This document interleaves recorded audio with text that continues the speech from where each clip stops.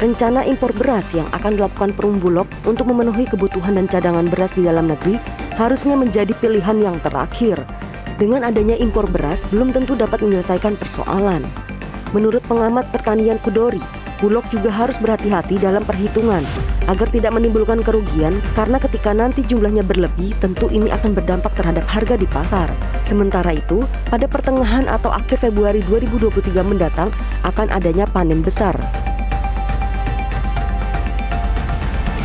Pemirsa, cadangan beras pemerintah di Perum Bulog saat ini tidak sampai 600.000 ton. Dan ini cukup kritis mengingat cadangan aman beras pemerintah di Bulog biasanya ada di atas 1 juta ton. Dirut Perum Bulog pun berencana untuk melakukan impor beras setelah selama 3 tahun terakhir Indonesia tidak mengimpor beras.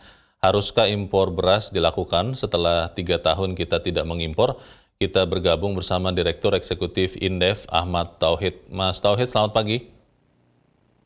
Halo, selamat pagi. Apa kabar, Mas? Sehat-sehat ya. Mas Tauhid, ya karena kita bangsa yang sudah terbiasa makan nasi, akhirnya beras ini menjadi isu yang seksi. Pertanyaannya adalah begini, Mas Tauhid.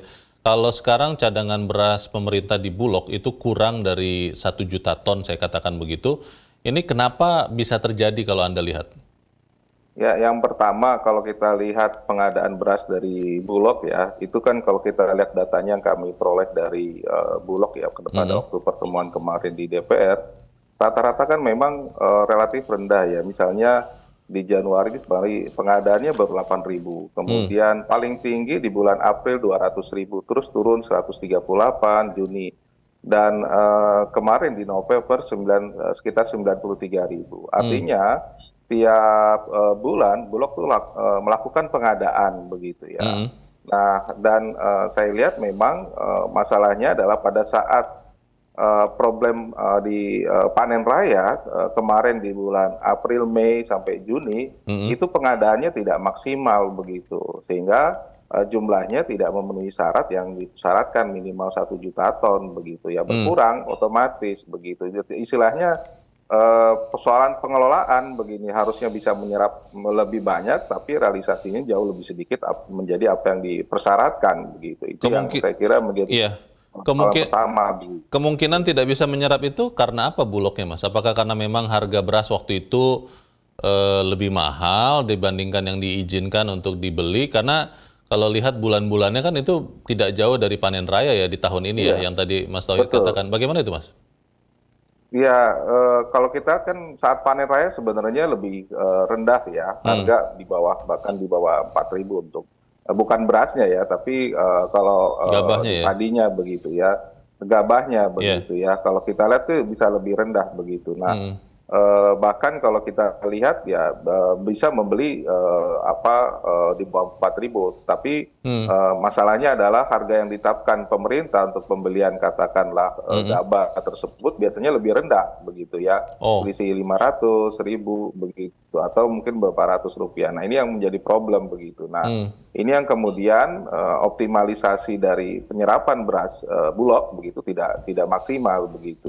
Itu yang pertama. Yang kedua adalah tadi kan kalau kita lihat dari neraca pangan yang disampaikan oleh Bappenas sendiri, sudah kelihatan bahwa akan terjadi penurunan produksi beras begitu, sehingga akan ada kesulitan untuk harga yang lebih tinggi kalau sekarang dilakukan pengadaan begitu ya. Dan ini yang mengakibatkan katakanlah sulit mencari beras di pasaran karena umumnya masyarakat menyimpan. Kalau kita lihat data kemarin, sebenarnya realisasi ketahanan pangan dari sisi masyarakat relatif baik ya. Kalau kita lihat data misalnya di masyarakat itu masih ada sekitar 3,3 juta begitu beras di masyarakat, 1,48 di penggilingan, 800.000 ton di pedagang, di Bulog sendiri sekitar 600, di Horeca ya, hotel, restoran, kafe itu sekitar 300, dan pasar induk Cipinang sekitar 40.000. Jadi menurut saya masih relatif aman. Nah, kalau katakanlah tadi Bulog ingin mengadakan lagi cadangan, ya menurut saya kalau kita lihat cadangannya berapa jauh akan digunakan, bukan kepada apa namanya kita harus 1 juta, bukan. Kurang pun maksimal. Kalau kita regulasinya adalah maksimal ya, maksimal bisa berapa 1 atau 1,2 juta ton begitu ya. Oke. Tapi yang dilihat kan efektifnya begitu. Kita hanya kebutuhannya kalau mau ada operasi pasar itu hanya sekitar 200. Artinya November Desember ini kalau kita optimasi 200.000 ton kebutuhan untuk beras gitu ya, itu masih ada selisih. Jadi nggak perlu lakukan importasi. Begitu. Masih ada ya, walaupun cadangan terus menurun begitu ya. Mas Tauhid, memang dalam dialog yang pekan lalu saya berbincang juga dengan Kepala Badan Pangan Nasional mengatakan bahwa impor beras itu adalah opsi terakhir kalau memang sangat dibutuhkan. Tetapi kan kita tahu sekarang bahwa di dalam rakor terbatas ada rencana dari Bulog untuk melakukan impor beras. Nah ini kalau tetap dilakukan, kalau misalnya diputuskan dan dilakukan impor beras itu, kan butuh waktu juga untuk beras itu masuk ke Indonesia. Padahal di awal tahun depan kita seperti biasa akan menghadapi panen raya. Ini kira-kira efeknya seperti apa ya kalau Bulog tetap melakukan impor beras itu dan nanti berbarengan masuknya pada saat panen raya di Indonesia? Anda lihatnya seperti apa? Ya kalau misalnya ya pasti kemungkinan kalau kan Januari sudah mulai panen raya walaupun tidak seluruh tempat ya, ya harga nanti akan jatuh begitu ya, karena tentu saja kan Bulog juga harus melepas ya sebagian terutama beras-beras yang lama kan, nah itu harus dilepas begitu dan otomatis supply di tingkat konsumen dan itu akan lebih banyak dan harga akan jatuh sehingga menekan harga pembelian beras ya, oleh para pelaku begitu di tingkat produsen dan ini akhirnya harga di tingkat petani juga rendah. Nah ini yang saya khawatir justru petani banyak dirugikan karena harga akan jatuh begitu. Mas Tauhid di rapat dengan Komisi 4 DPR yang Anda tadi sebut datanya itu ada diskrepansi ya, perbedaan pandangan. Kementerian Pertanian mengatakan berasnya ada, tapi Bulog mengatakan berasnya tidak ada dan ini akhirnya harusnya diselesaikan. Kalau saya berpikir tadinya dengan ada Badan Pangan Nasional, National Food Agency, masalah seperti ini harusnya sudah tidak ada lagi. Tapi ternyata masih ada. Nah ini solusinya ke depan seperti apa, baik jangka pendek soal impor beras yang katanya akan dilakukan, atau ke depan seperti apa Anda lihat solusinya, Mas Tauhid? Yang pertama ya, kita harus tahu sebenarnya kebutuhan beras Bulog misalnya 1 juta ton ya, berarti kan rata-rata 90 sampai katakanlah 100.000 ton ya per bulan begitu ya. Yang pertama distribusi pengadaan ya, saya kira itu harus dilakukan secara katakan lebih balance begitu ya. Januari Februari harusnya lebih banyak, kalau kita lihat sedikit begitu.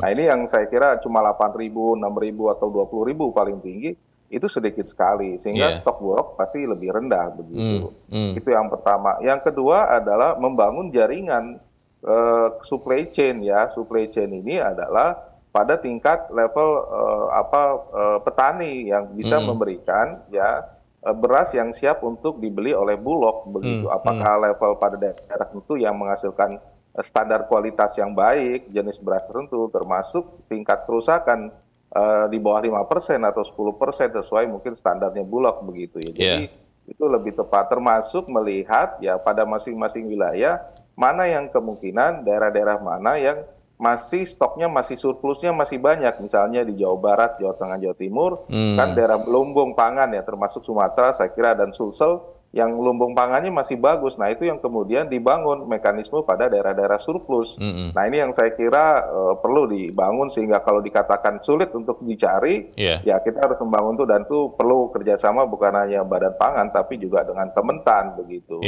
Nah terakhir saya kira menjadi poin penting adalah ini, kita tahu harga pupuk ya walaupun ada subsidi dan sebagainya, realisasinya kan sekarang sudah tinggi 3 kali 4 yang non subsidi dan itu juga sebagian digunakan oleh para petani begitu.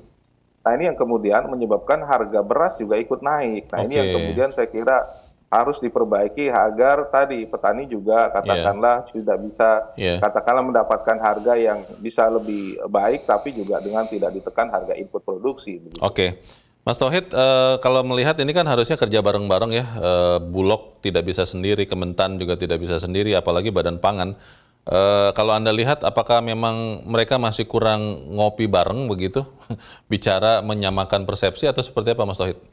Ya, saya kira betul ya. Kalau kan datanya sebenarnya tunggal ya. Hmm, Yang kalau kita lihat neraca yang sampaikan Badan Pangan itu kan kelihatan baik, berapa produksi dan konsumsi begitu. ya. Tetapi memang yang harus ngopi bareng ini kalau kita mau nyerap Bulog itu ada di daerah mana dan daerah mana produksi. Nah, itu harus nyerap banget dengan program katakanlah program Baik. untuk produksi pangan beras. Nah, itu saya kira itu. Yang kedua ya sebisa mungkin memang Ya. katakanlah tadi ya ngopi bareng dihindari kita di saat tertentu memang Ya. harus mengendalikan inflasi tetapi cadangan juga harus dilihat mana yang paling efektif begitu ya. Baik. Tetap kembalikan ke produksi dalam negeri akan jauh lebih baik. Oke. Terima kasih untuk pencerahannya yang sudah Anda lakukan, Direktur Eksekutif Indef Ahmad Tauhid. Mas Tauhid, selamat pagi. Selamat pagi.